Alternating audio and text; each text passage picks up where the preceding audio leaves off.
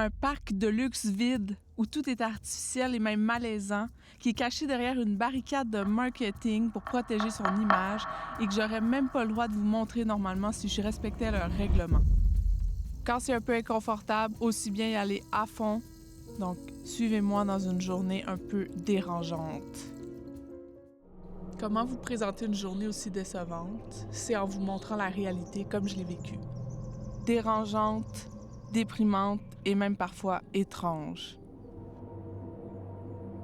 Je veux même pas identifier le lieu, même s'ils demandent de le faire, parce que moi, je vais pas du tout dans la direction que leur équipe marketing souhaiterait. C'est un endroit à Bali qui m'a fait sentir extrêmement mal et j'avais même l'impression que c'était abandonné.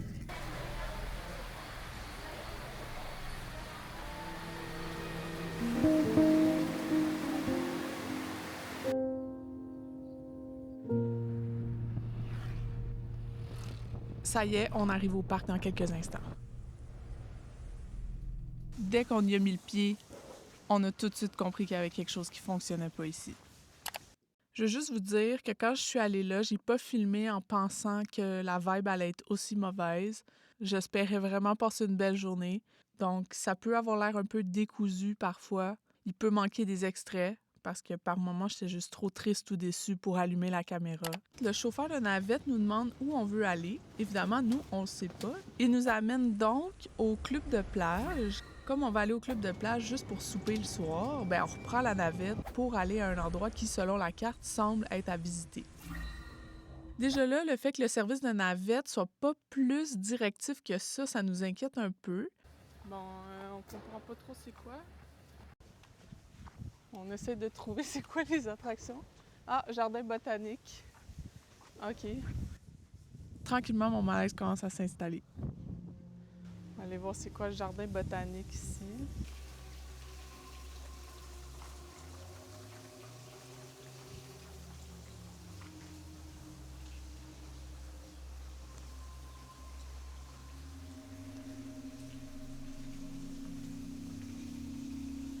OK. Step into another world. I got nightmares in my head, I fear that the thoughts build up until I can't hear. J'attends, là, mais je le trouve pas. Ça va? Je comprends pas ce site. Butterfly Garden. On est la porte.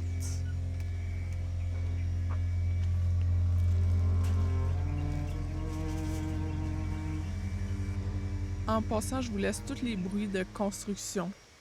Les bruits de marteau, les scies, toute la journée, on les a entendus. Attends, j'en ai vu un. Il me semble qu'il n'y en a pas beaucoup. Là, j'ai vraiment commencé à filer croche. C'est un peu bizarre, non?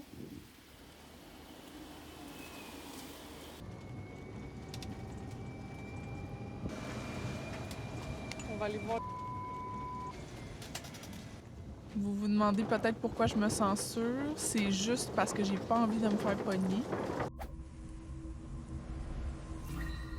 Finalement, c'était un spa. Là, je comprends pas, là. On est comme sur un site de site. Je sais pas trop. Quand on regarde de plus près, pas le droit de filmer les structures incomplètes, les zones de construction ou de nuire à l'image du site. L'équipe marketing est au taquet. Ce serait mensonger que de ne pas pouvoir vous présenter le site comme il est réellement. Donc, je m'en tiens au fait que ma chaîne est inconnue. Je peux attraper une amende de 10 millions de roupies indonésiennes.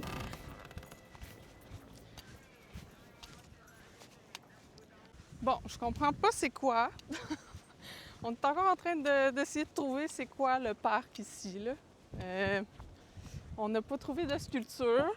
On arrive là, à l'entrée, ils nous disent « Oui, prenez le shuttle. » Parfait, OK, on prend le shuttle. On se fait débarquer au Beach Club où on va aller souper après. Puis là, depuis, on est comme perdu dans un champ. Mais pas un champ, là, mais il y a rien. Ah, je vois une sculpture. OK. Bon, ben, my God. Parce que le site a l'air vraiment grand. Puis je trouve ça trop bizarre que le premier arrêt qu'ils te font prendre, c'est pas aller voir les sculptures. Puis je pense qu'ils sont un peu répartis partout aussi, là. Fait que c'est comme bizarre. On va voir. Ah!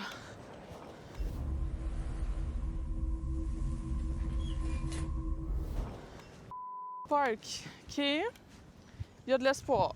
On va voir ça. Park, c'était une feinte. C'était cette sculpture-là. Mais c'est tout.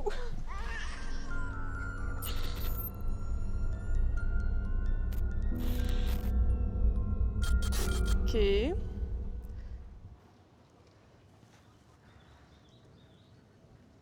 C'est sûr que si t'as 8 ans, tu capotes là-dedans, là.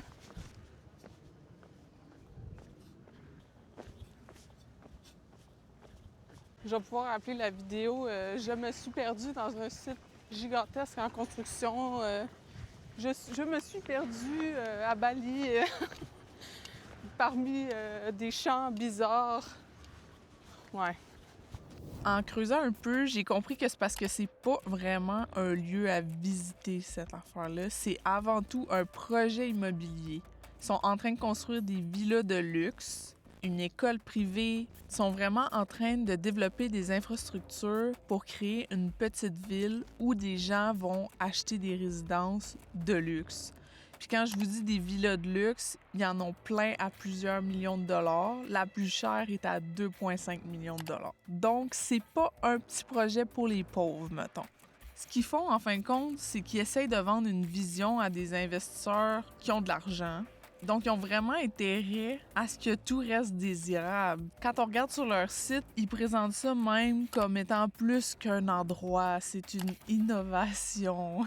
Quand je lis ça, puis je compare avec comment moi je me suis sentie sur le site, je me demande, est-ce que ces statues-là, ils servent juste à renforcer leur image ou sont là vraiment pour te donner du sens? Parce que honnêtement, quand t'es sur le site, il n'y a aucun sens.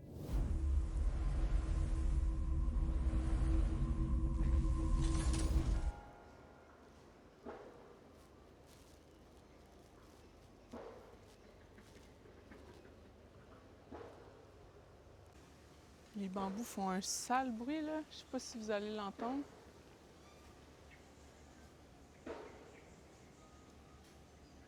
Je pense pas. On entend juste la construction, puis...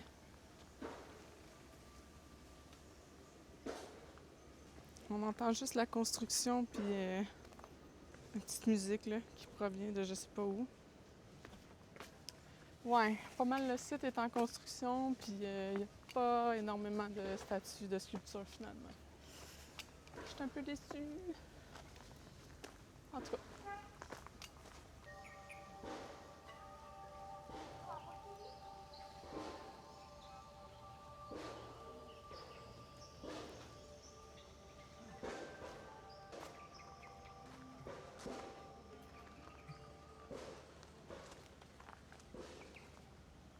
Welcome to meditation. Right.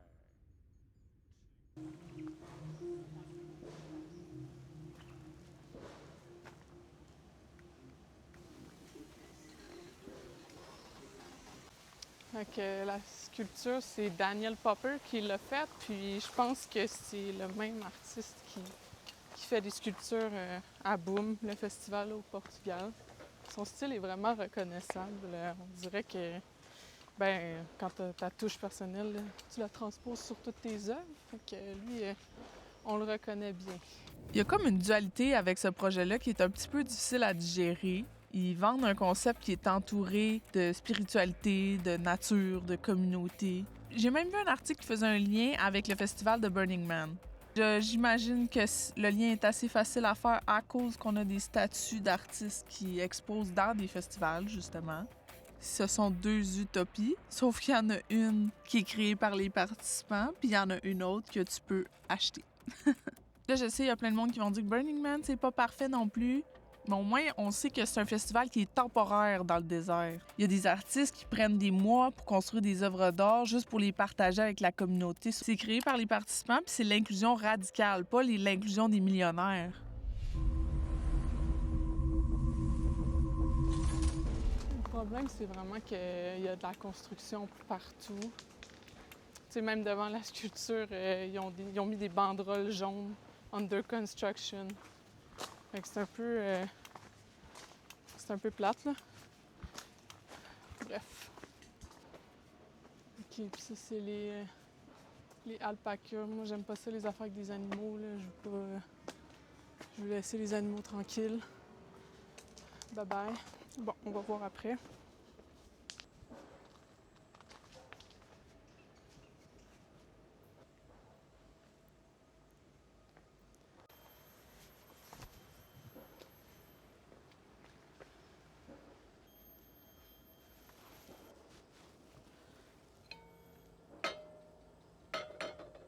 Oh my God. Même ça sonne bizarre. À ce stade-là, je pensais même pas que ça pouvait s'empirer, mais oui. J'en ai où, là, encore? C'est genre... Je comprends pas ce lieu. Littéralement, on dirait que c'est genre un parc qui a été abandonné. Je comprends pas. On est rendu qu'on fait de l'urbex, là. C'est soit tout en construction, ou soit il n'y a rien, c'est abandonné ou fermé. Pour être franche, la plus grosse statue du site est située à l'entrée du parc. À la fin de la visite, j'avais juste même pas l'envie ou l'énergie de retourner la voir juste pour la filmer.